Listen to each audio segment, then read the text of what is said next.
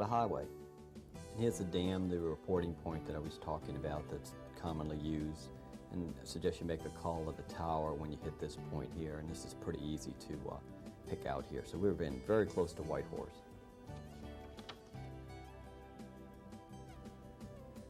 Here we're getting closer and closer to Whitehorse, and we're in contact with them at this point. Whitehorse Airport's longest runway is 7,200 feet, and it's an excellent stopover point. Here's a pan of Whitehorse Airport. Now you see those mountains in the background right there.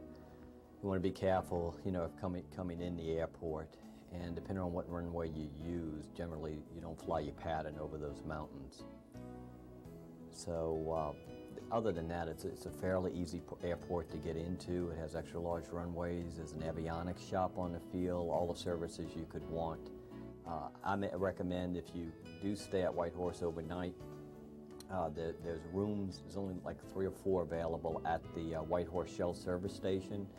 And you can talk to Mr. O'Brien there, and he'll set you up in a room there, and they're excellent. There's also a hotel across the street with an excellent restaurant, and there's a cafeteria and restaurant in the terminal building that's pretty good. And Whitehorse has the world's largest weather vane, which we'll show you in a minute. Here's the Air North DC-3, which makes its daily runs into Whitehorse from different parts of Canada. And Air North is one of the few airlines still using DC-3s for scheduled passenger and freight. And all the DC-3s look beautiful, and they sound pretty good too.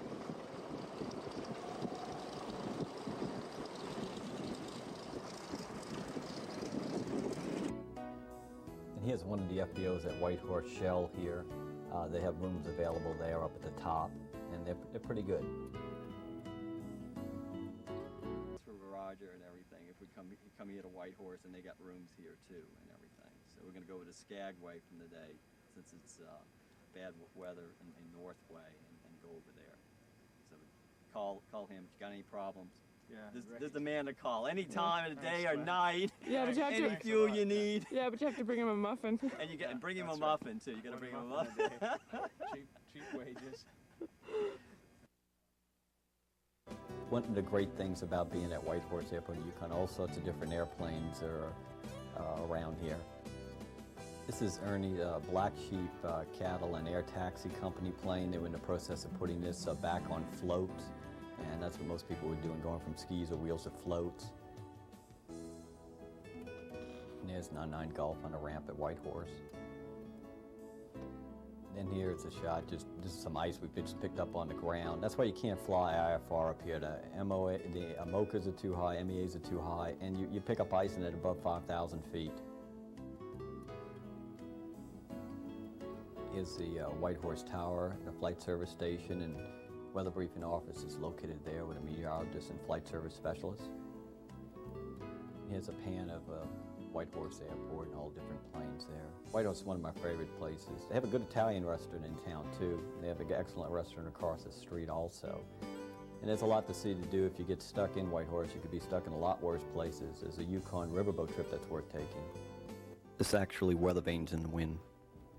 Okay, here we are at Whitehorse Airport, and which is just adjacent to the Alaska Highway. Behind me in the background is the world's largest weather vane. It's a DC-3 that was with Canadian Pacific Airlines and was retired when it had over 50,000 hours on it flying up here.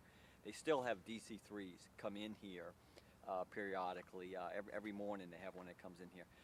Basically what we're going to do today is proceed to Northway and go from Northway to Fairbanks, which will complete our trip up the Alaska Highway. Let's talk about the weather a little bit. Yesterday we checked the weather, and they had a huge band of cold weather and snow and ice between Northway and here. The flight service people told me that they would be past this area here and would break up and would just be cloudy here, and they were wrong as usual. So sometimes the weather in this area is unpredictable in the mountains. What we're going to do is there's another pilot who's flying along the highway, left a little while ago, and he's making pilot reports, and we're going to get that information and see how he's doing. and then we'll make our final decision. Basically, it's a cold front with ice and snow. It's over this area here. It's either going to get hung up here, which apparently it has. It's stalled out, and I think that's why the forecast was wrong. But we're going to go over to the flight service station. They have a flight service person, weather briefing person, satellite uplinks, weather maps, everything you could want.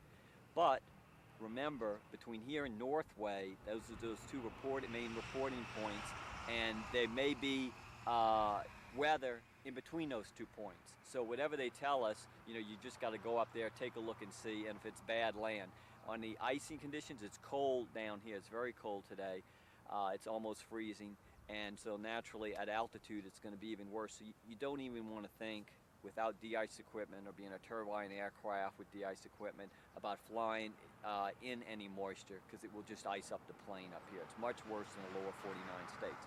But the visibility is quite good. If we've got enough ceiling to get out of here, we're gonna do it. And right now we'll go over to flight service and see what they have to say.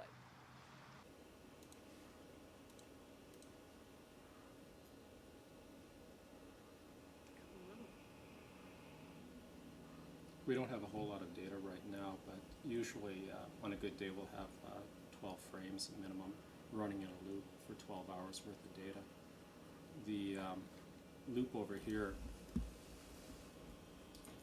is the American models. We pull the information in off the internet and pump it. It's off the web or off American Online? We get them off. This data comes in off the internet. The other data comes in from the Canadian Meteorological Center in Montreal. Okay. And we're using both NOAA and GOES satellite shots with full loop capability for animation. And with Canadian FSS, you have two levels of aviation weather briefing. One is called the AWIS, Aviation Weather Information Service, where most stations provide just a basic level. Here in Whitehorse, we provide AWBS. It's Aviation Weather Briefing Service. It's an interpretive level of aviation briefing, where if a pilot wants to know what the reasoning is for the forecast, we're trained to provide the background knowledge necessary to give an interpretive level briefing. And we have the tools to do it. Pull the one out with the front by Burwash and all that. Sure. I don't have this one looped. I don't have enough data for an animation loop.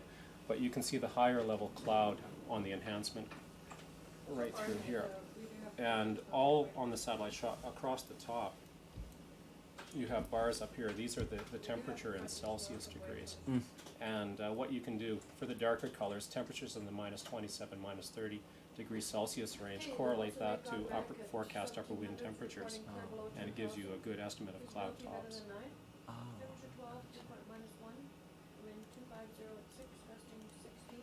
And again, on these machines, full ability to animate the loops, resize them. We don't have our data today. The machines aren't working today for tephogram analysis. But what's a tephogram analysis? a tephogram is a graphic display of aerological data anywhere in the world. It's a graphical portrayal of a horizontal perspective of the atmosphere. Essentially what it gives you is lapse rates, atmospheric lapse rates, both dry lapse rate, saturated lapse rates, and other atmospheric lapse rates, from which we can determine convective instability, cloud bases, cloud tops, based upon actual data. I don't have one in here today, though. And other than that, all the charts that are up on the wall, that's how we bring them up. We pull them up on the HP 9000 computers using an in-house program called Image Manager.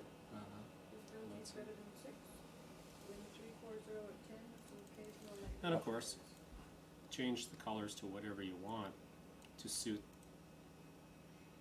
again here, the natural perspective. This is an infrared shot. We use infrared, near-infrared, and visual shots in various spectrum. On an infrared shot, the white cloud that you see indicates coldest temperature, whereas the darker shades of gray indicate warm temperatures. The colder temperatures tend to indicate higher elevation, and that's how we're able to discern both low-level cloud and high-level cloud based upon temperature profiles. And in an animation loop, of course, you can actually see the frontal weather moving. Along here is the Arctic front that's currently causing the low weather in the Burwash area down here.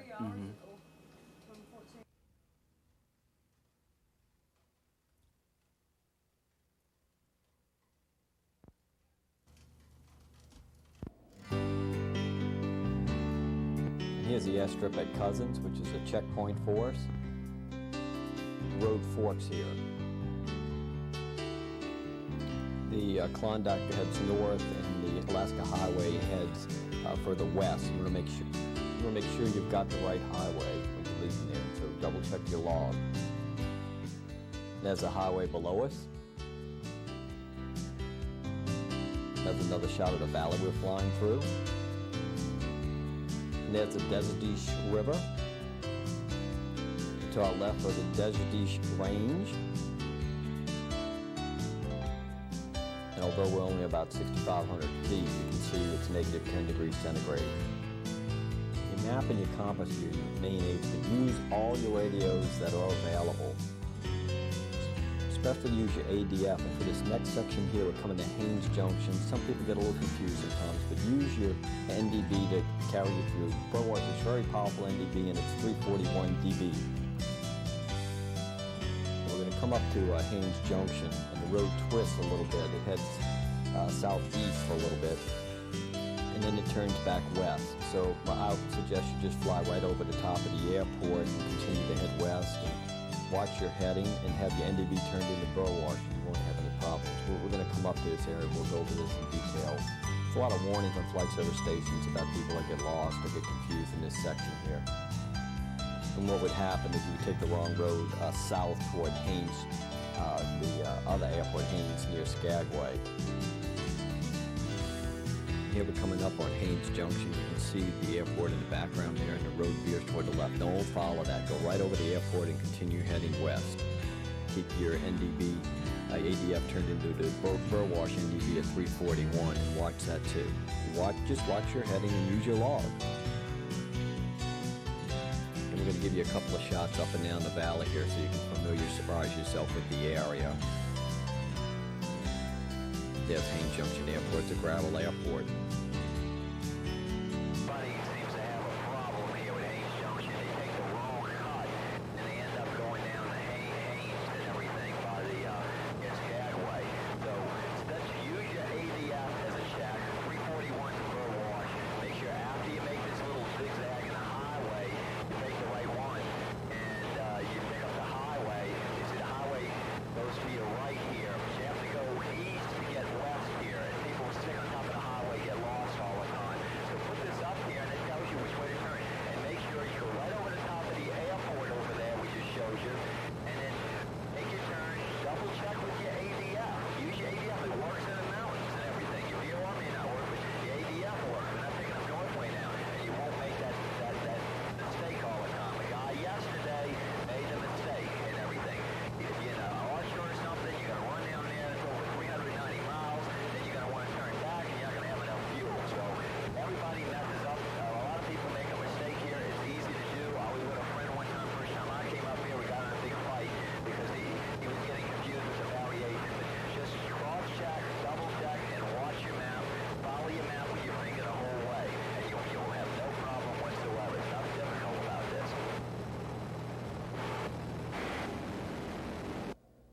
Here's another shot at the airport along the highway near Haines. And we're going to continue on to Northway. We've already filed our VFR flight plan out of Whitehorse, and we've put 8 ADCUS on it, ADCUS, Advised Customs. We've also called them using a calling card so that we've got a record that we call them. You don't want to mess up on calling them and giving them the notification they need, because the fines can be heavy because of U.S. Customs. And we'll give you a shot here of the Aishihik River, which runs north and south of the highway here. So you don't want to be following that up there. You'd be going the wrong way. But there's numerous little valleys here. But just, maintain your heading, watch the highway, follow with your map, use your ADF, and you're not going to have any problem here. Pretty country.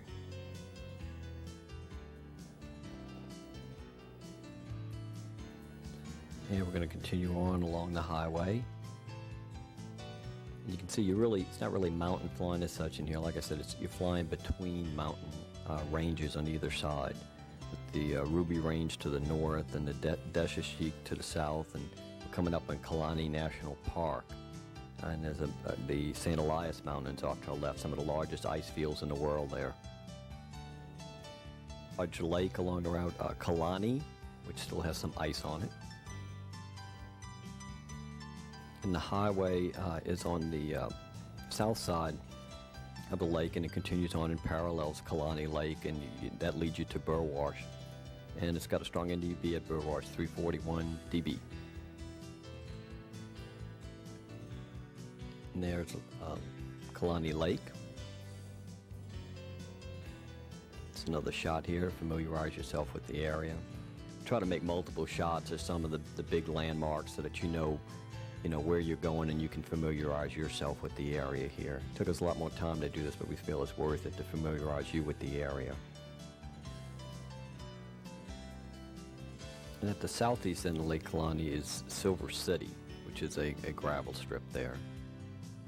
No services there, but if you need to land there, it's nice to know it's there. And the area here is gets prettier and prettier. As I've said before, going in, working our way to Northway.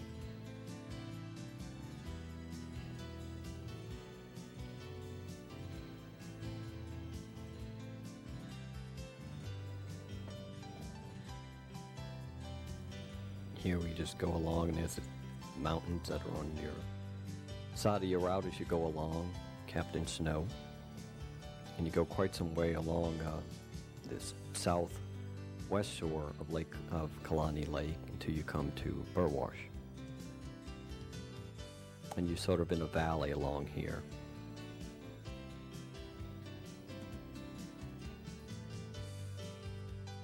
Looking at all that ice, I think I should have brought my big sleeping bag too, but we had so much video gear, I left that behind, so I think that's going to be a mistake. But you never know. It was like 80 degrees or something in Alaska when we were leaving, and then it turned cold by the time we got up there. You just don't know about the weather around this area. But Kalani is really beautiful. It's really nice when it doesn't have all the snow on it. It's a beautiful blue or turquoise color. And here's Burwash, and it's 6,000 by 150 foot gravel strip. And we're going to continue on, and we're getting closer and closer to Northway. And this is the name of the valley that we're in, the Shackwalk Valley, en route to Northway. And it's just flying between mountain ranges. We continue on to Northway. And there's a highway as it weaves on. There's a side shot where we're going to be going. And you want to have your ADF on to Beaver Creek, 293 YXQ. And it's a high power NDB. And Beaver Creek will be coming up on also has customs. If you're coming back, you could stop there, but I don't know why you would. We'd just continue from Northway to Whitehorse, I would think. But you could stop at customs there. Canadian Customs is available there.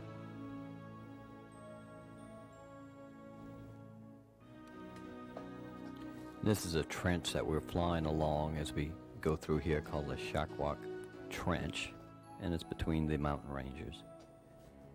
And we're going to be coming up on Northway, Beaver Creek, then Northway.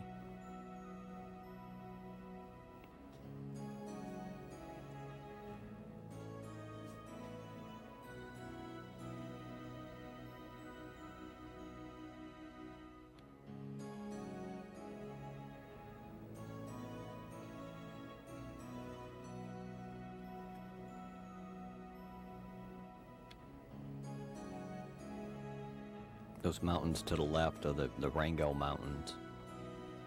On another tape, we're going to go in that area in a valley in the St. Elias Mountains over there by the Wrangells called McCarthy. But that's subject of another tape. We're not to Northway yet. And there's a shot where we're going in the valley. There's a bridge crossing a river off our route.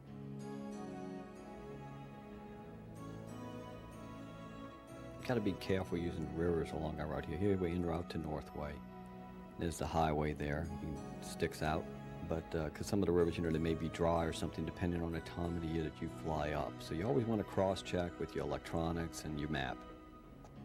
You can see here we're getting near Northway, and there's a lot of sinkholes full of water there. And the mountains in the background. And when we get on the other side of Northway, it's going to look like Delta country. Here's the airport at Beaver Creek, and like I said, customs is available. I don't know why you'd want to stop there coming in. You just go into Whitehorse, be easier. Some of the gravel strips that they do have fuel at are very expensive, like Tesla. Expect to pay about $5, $6 US Canadian per liter. It's not gallon, liter. So that's a good reason to try to plan ahead your stops. And we're getting closer and closer to Northway. I guess we're about maybe 17, 20 miles out at this point here. And there's a highway off to your left, forking toward the top of your screen. And also on the way here toward our left, the mountains in the background of the Wrangell St. Elias National Preserve, which is a really beautiful area. We just follow the highway on in. To your left, there's the Chisana River, and there's a delta system on the way in there. And as we go along, we just continue to follow the highway. If you're going through on a float plane, you can stop at Yarga Lake, which is located about 8 miles east of Northway, and you can go through customs if you're a float plane. It's our 206 there. It's a great plane for this trip because of the doors open up for photographs, and it can carry a huge load. And here's Northway, Alaska, and we've made it to Alaska. And we'll go through customs here at Northway. You can see it's really delta country around here, and from here into Fairbanks, this is what you're going to see along there. Lots of rivers, lots of sinkholes.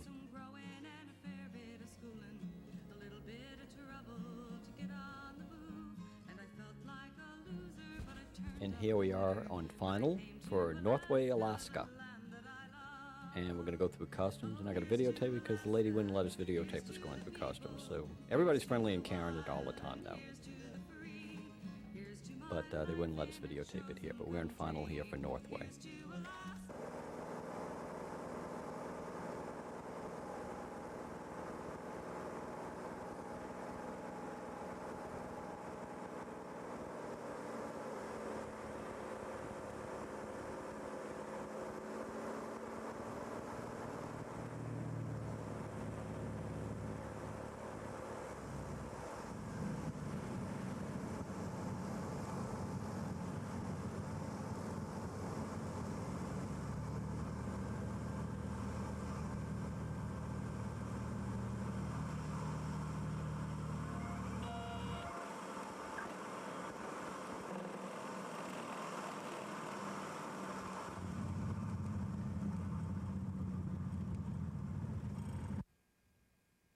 And here's the flight service. And they have a flight service station there. They have a restaurant there, fuel, everything you need, and customs at Northway. Here's a shot at the ramp at Northway. And there's the restaurant over there. And they have rooms available, showers, etc. They even have a post office on the field.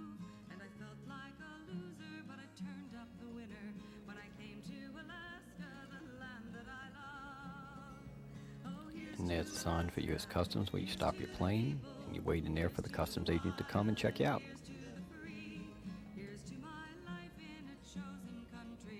There's the mountains in the background there. Wrangell St. Elias National Forest is on the other side of there, and McCarthy, and a lot of other neat places. And now we're en route to Fairbanks from Northway, Alaska. And into Liberation we'll have an Irish jig played by Patrick O'Flaherty. Because this is the last leg of our trip up the highway. Now everybody else stops their tapes at Northway, not us. We're going all the way to Fairbanks, the entire Alaska highway for you. Here we go is the river which runs along the highway. There's many rivers that run along the highway here. And this is really, like I said, it's delta country here. It looks a lot different. It's pretty flat.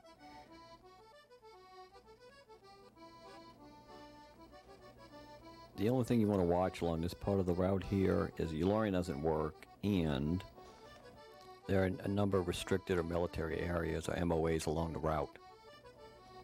You want to always check your NOTAMs. Here's Tanacross Airport, which is an airport along the route we're not going to stop at, but it's along the route. We'll just point that out. Basically, you want to check your NOTAMs, see if there's any military operations going on or anything. When we were going through here, there was a huge military operation here. There's a big Delta Arctic Survival Center up ahead here, and a lot of F-15s and other military aircraft, high-speed helicopters, that sort of thing. So you want to watch and stay on the right side of the highway, stay out of that stuff. Now, by right side, I don't mean physically the right side. It depends. You have to look at the map and see the current NOTAMs, where the restricted areas are. I mean the proper side of the highway to stay out of the military areas. And coming up, we're going to go over by Lake George, and we're en route to Big Delta.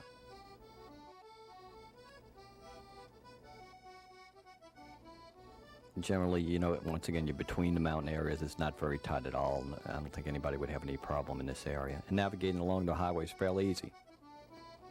And there's Lake George right there below us. You want to look at these things and, you know, make a mental note of them and continue along the highway. You can see the highway in the distance there. There's numerous airstrips or airports along the highway here. It's not a problem, but you want to make sure that you're not landing at any military bases or any prohibited areas if you're going to stop along here. For example, at Delta Junction or Allen facility, civilian landings are only allowed by written permission only, prior written permission. So make sure you don't land at one of these, or you'll be intercepted by some friendly guys with guns and uniforms.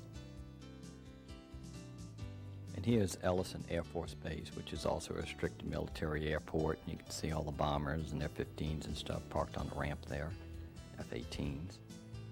And you just continue across the highway. You want to make sure you stay out of their airspace.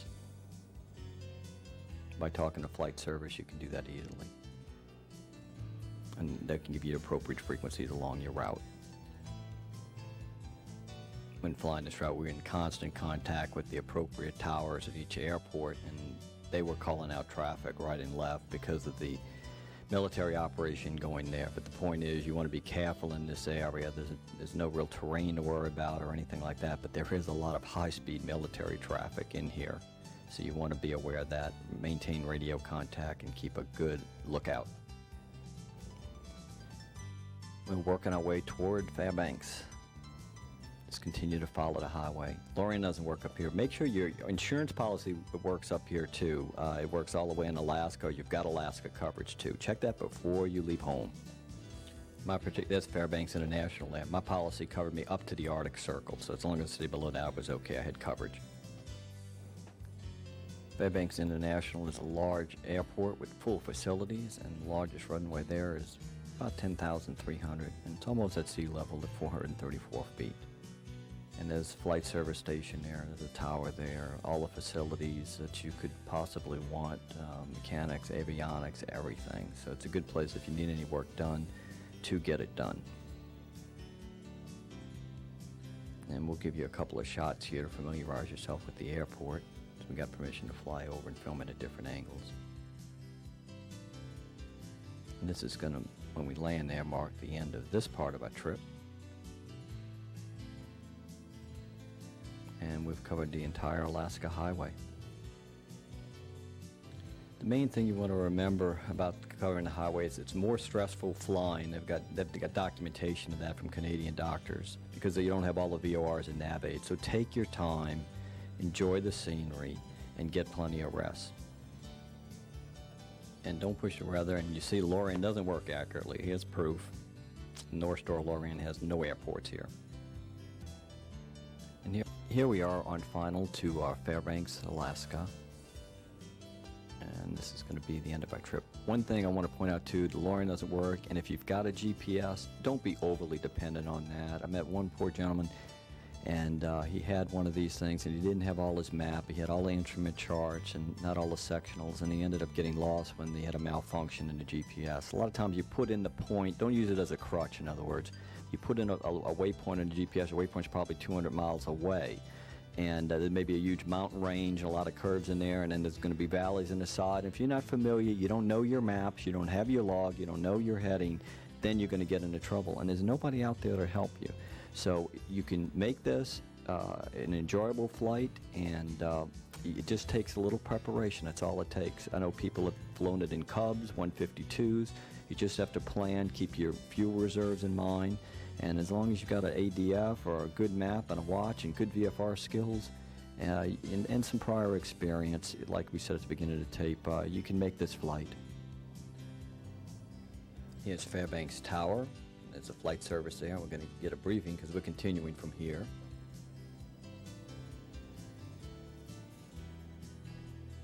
There I am, getting our mini maps straight, ready for the next leg of our trip.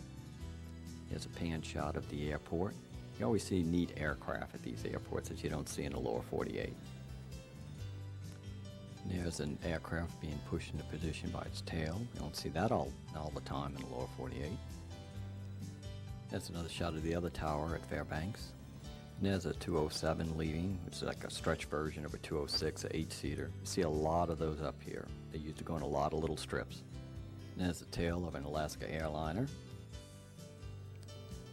Here's another shot at Fairbanks. I heard a controller tell another pilot of another plane to taxi and follow the airplane with the picture on its tail with the Eskimo Alaska Airlines. He said, oh yeah, the one with the picture looks like my mother-in-law. So here's Fairbanks Airport. Another shot of there for you. It's extremely large.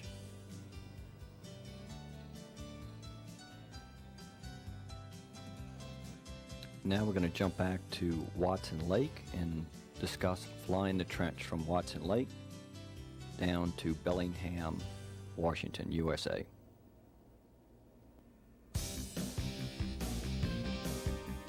Let's talk about flying the trench from Watson Lake to McKenzie to Bellingham, Washington. Fly 120 degrees magnetic heading from Watson Lake to McKenzie. Don't detour, don't go any valleys. Maintain your heading at all times. If you're returning from McKenzie to Watson Lake, you would fly 300 degrees magnetic. Now this is going to vary, these two headings depending on winds, but that's your basic headings, and you got to hold your basic headings. Have your log completed. Follow your compass and use your GPS as backup, your ADF, and most importantly, your map.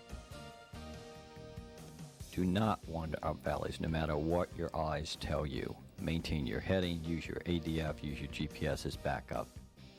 Make a VFR log with your times, ETAs, checkpoints. Study your Fort Nelson and Prince George sectionals. Don't take any shortcuts, you will get lost. Lorient does not work up here. You need to make your log be aware of headwinds, which can affect fuel reserves. The weather can deteriorate rapidly in the trench, and then you're stuck between mountain ranges with a lowering ceiling. And here is the infamous trench, en route from Watson Lake. We've topped our tanks off at Watson Lake, which is a necessity because we're going to fly over 430 nautical miles to the next airport, namely McKenzie, that we know that has fuel. There may be fuel at Aishihik, and I say maybe, out of cans at a high cost, but don't count on it. Your next fuel stop that you definitely have fuel is McKenzie, and that's over 430 nautical miles. We're going to fly from Watson Lake to McKenzie and into Prince George and fill up at Prince George because we've got enough range to do that. And we're going to continue down the trench, looking at a map the whole way. Radio communication is kind of scarce here, and we'll maintain our heading, and we'll come to a pass by Davie.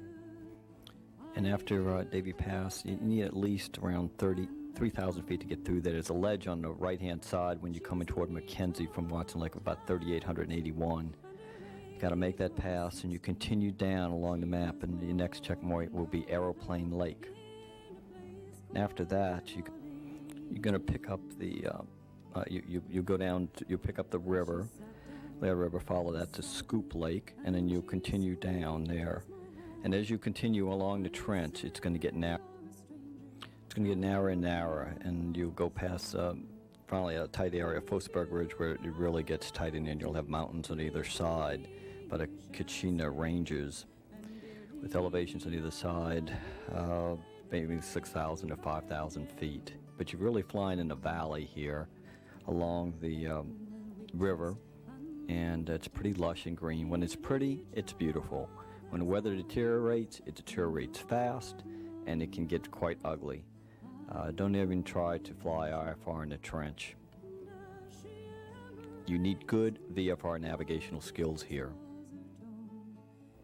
Need to get a good weather briefing and make sure that the weather is good along the trench. There's no roads along here, this section here, and this first section is the one that you got to be the most careful because you don't have a lot of options. If the ceiling comes down, you're stuck between two mountain ranges. But if you get a good weather briefing, and hopefully there's some power up, somebody has gone there before you, you shouldn't have any problem. It's not really that hard to navigate here, but I would suggest, out of an abundance of caution, you got to have at least 500 hours total time as pilot in command with good VFR skills to make this. Now there's some numerous airstrips like here along the route that are grass or gravel, and most of them do not have fuel or any services. But if the weather does get bad, you do have some options. You can land there, but you're going to be stuck, and you're not going to have fuel that you may need. The terrain is a ridge on the left side of the plane, gets steeper and steeper as you go into the trench. You're out of radio communication, and the communication capability depends on your altitude, and if you can't get high above the mountains, chances are you're going to have a section in here where you're not in communication, so you can't get updates on weather. Chances are, if you need the updates in weather, things are deteriorating. So it's not something for somebody that's not prepared, doesn't know how to get a good briefing, and has excellent navigational skills. You make a wrong turn here, and you're going to have big problems. Also, headwinds can be a problem. You can have tremendous headwinds in here, and you've got to take that into consideration. You got to mentally double-check your capability and the capability of your aircraft to fly this route. I'm including this in the tape because I know it's a shorter route, and a lot of people are going to want to fly it home. If you're flying a float plane here, you have the same problems, and at the next seaplane base from Mackenzie is going to be Williston Lake, and seaplane base there. So you're going to have over 430 nautical miles too.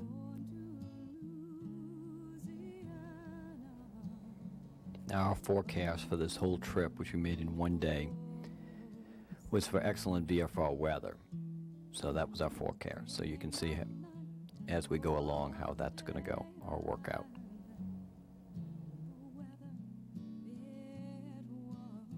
Here's a shot of us. We're flying east to west to show you where we're going, and you're just flying down this valley.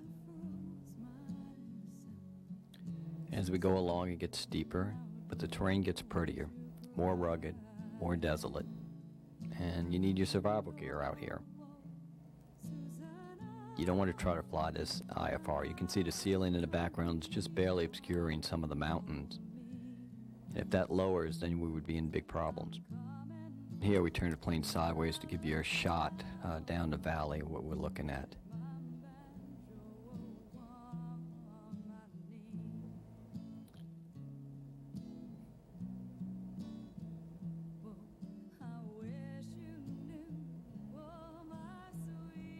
And here we found our first town and our first airstrip along our route. And it's gravel or dirt. All strips in here basically are until you get to Mackenzie.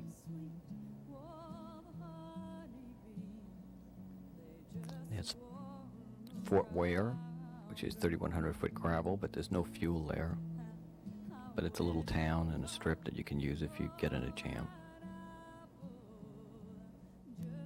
No fuel available there, though. Not definitely, anyway. And we'll continue on.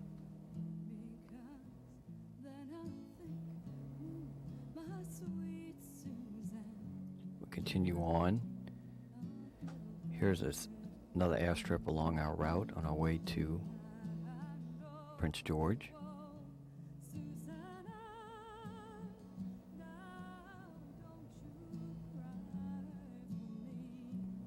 Benbow is 4,500 foot gravel at an elevation 2,400. No fuels available.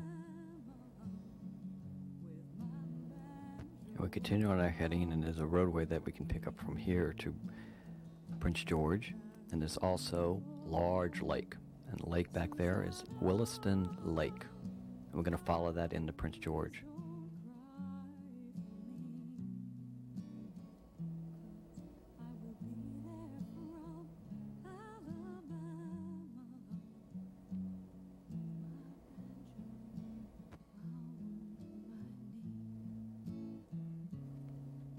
We continue on, holding our heading, working our way toward Prince George.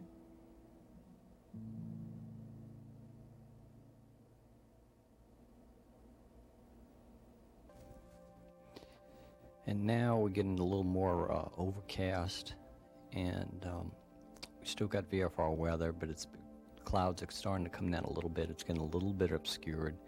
We continue following keeping an eye on the left side, Williston Lake, the shoreline, proceeding over to Prince George. And here we have Tsai Key, 4,500 foot gravel strip. And as we continue on the shore of Williston Lake, we'll be coming up on the airstrip in Janika. Janika does not have fuel normally. Understand you can call ahead, they'll bring fuel in barrels for you, but that's an expensive proposition, one you don't want to have to go through. Plus, worry about foreign substances. Anytime you fill up cans, you got to worry about contaminants, and as one who's had one emergency landing because of contaminants, never want to do it again. And we continue down toward the end of Williston Lake as it begins to narrow near the Parsnip Reach. And there's a road that runs alongside here as we on the left side of the airplane by Williston Lake that you can follow, and it continues on to Mackenzie. We're on our way to Mackenzie and everything. Let's talk about a few things about the trench. This flight here, we don't have any headwinds to speak of so far, or so small headwinds. And for us, it's 424 miles from Lake Watson to Prince George. So that's going to take us at, say, 115 knots as we're taking pictures along the way. About 3 hours and 51 minutes to get in there.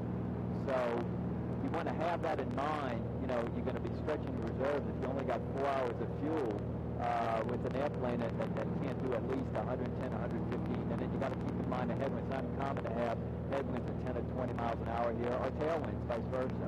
The other thing is, don't even try to trench unless everywhere along the route, including down to Abbotsford, check all the way along is good. Don't even try, because the ceiling can come down awfully quick.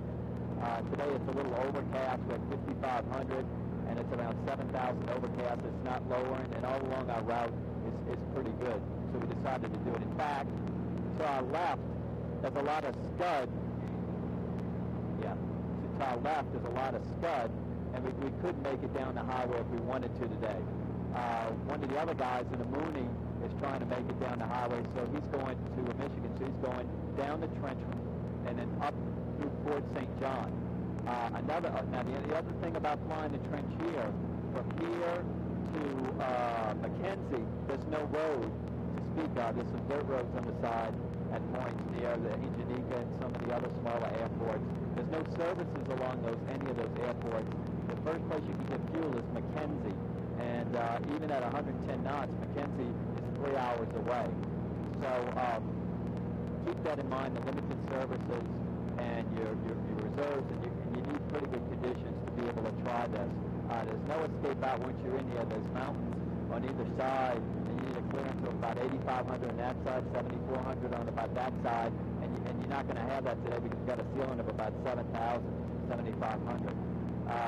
Once you get to Mackenzie, you pick up a road there. The other thing, too, is on your VORs and everything, they don't work here. So from here, there's no Victor Airways or anything like that. There's no radar coverage to get you out of trouble. All you've got basically is your ADF and, like me, your map and your finger, and follow along as you go, and make your position reports at 126.7, constantly. And you gotta update your weather because, make an alternative. You may end up on one of those gravel airports if things close down at Prince George. So we're gonna go into Prince George here. We're still running along Williston Lake, and we're about 60 miles out from Prince George. And so far, it's going pretty good. Okay.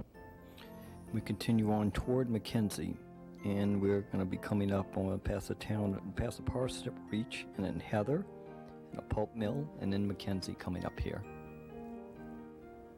There's a road to our left-hand side that's running down,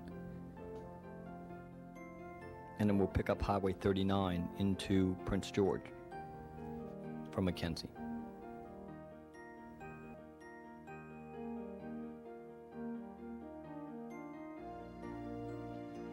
The other thing you want to do is there's an NDB at Mackenzie, so you want to have your ADF tuned to 284, which is Mackenzie 2 uniform 2U, and there's an NDB there that help you navigate on your way in.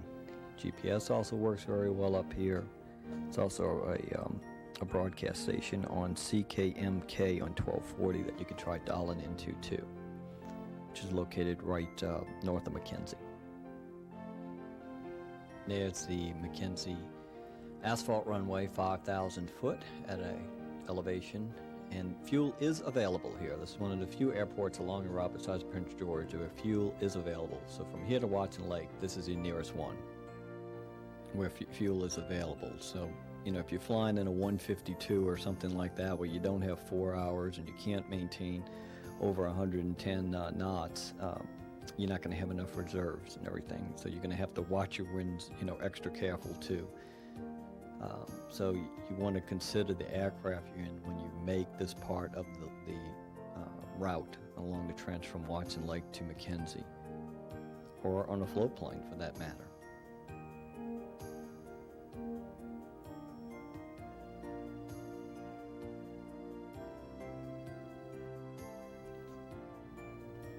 Here we continue, and we go past one of the numerous lakes that are along there, and we're going to pick up the John Hart Peace River Highway here, and continue to very shortly and follow that in. And you can see the road very clearly as it winds itself around this lake here.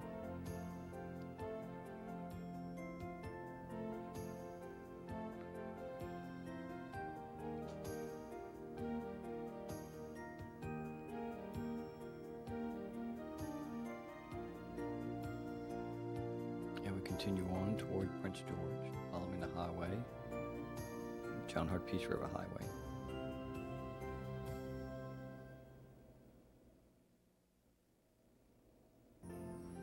And here we are at Prince George, British Columbia. It's a very large airport with all services, flight service, fuel, everything you could want, mechanical services. And we're going to land here and fill up. But we're going to start from here on the last leg of our flight to Bellingham, Washington, and it's going to get pretty tight. The weather's going to deteriorate a little bit. But here's a couple of shots of the airport at Prince George, and it's a great sight after flying over 430 miles with really not too much in the way of navigational aids, just our finger and a map and our trusty ADF, double check. And here we're going to make landing, fill up, get a weather briefing, and continue on from here along the trench into Bellingham, Washington. And we'll pull up to the FBO here, fill up, get a weather briefing, and continue on our last leg. And we'll continue on to Bellingham to go through customs. Here's a shot of the tower and the FBO where we stopped at. It has all services that you could ever want. Now we take off from here, ready to head home on the last leg of our trip, and we pass the Fraser River. Now the section in here, it's easy to navigate. There's a road onto your Highway 97. However, it gets tighter and tighter until you get to Abbotsford area, and then it widens out when you proceed to Bellingham. And you're going to be following the Fraser River and Highway 97 for quite some time. We're going to pick up the highway and follow that in. It turns toward the west at Hickson. We're going to continue to follow the highway on down. And we have our NDB set to Quesnel with YQZ, which is 359, and use that as a backup as we proceed along the Highway 97 onto Quesnel, which is our next checkpoint, the NDB there. And then we'll pick up the Fraser River again and proceed down to Williams Lake. And as we go along, it's pretty wide in this area here. Visibility's deteriorating a little bit, getting a little scud coming in.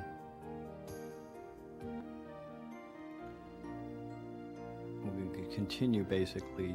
Navigation isn't difficult here between the NDBs and the Fraser River. You can also, after you past Quesnel, dial in the NDB at Williams Lake, which is 385 WL. And those are both high-powered NDBs.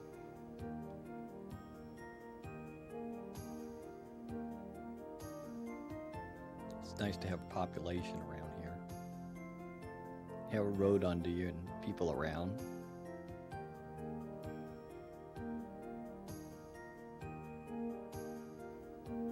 You always want to remember to call Bellingham ahead of time, with your calling cards, so you've got a record of it.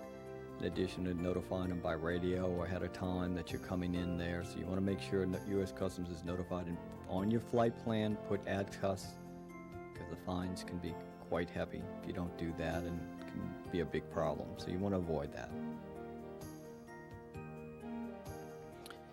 And we're coming up here on Williams Lake, and there's a Fraser River Canyon right there. And the VOR works pretty good in here too, and there's an NDB there, 385 WL.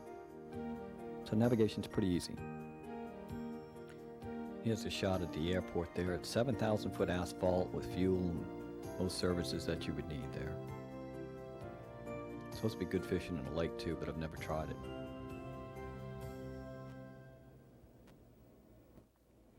And we're going to continue along the highway from Williams Lake.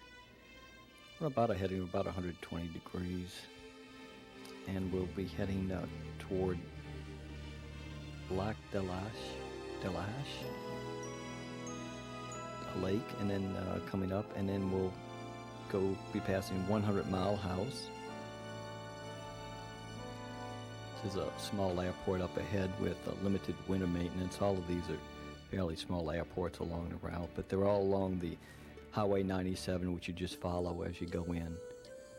As you can see, the weather has started to deteriorate on this leg of the route into Bellingham. It's a beautiful area when it's clear visibility, but when it turns bad, it can turn bad very fast. And the next airport that we'll be coming up on will be Clinton, and we'll give you a shot of that.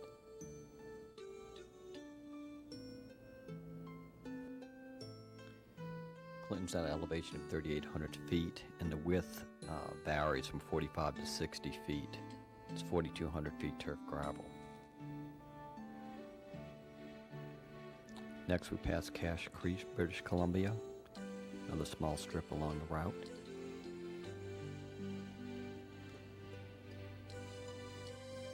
And we continue along, and the walls get steeper as the Highway 97 winds along the river and toward Bellingham. Here's Lytton, another small strip.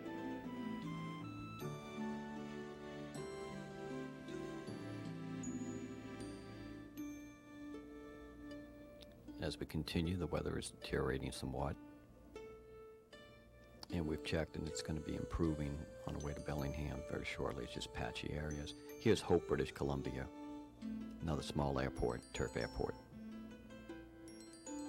You want to be aware when flying past Hope of the glider activity, especially on weekends. And we're going to proceed from Hope directly toward Bellingham.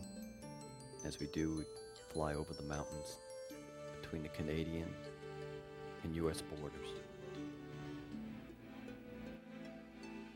And this spectacular view greets us as we proceed our way home. And we've already called Customs by phone and on the radio, and they're waiting for us at Bellingham. And it's been a wonderful trip for me. Met a lot of new friends. Went to a lot of new places. It took us over 30 days to shoot this and over 100 hours of videotape. And we hit about 16 towns in Alaska. We'll have another series on that and places to go once you get to Alaska.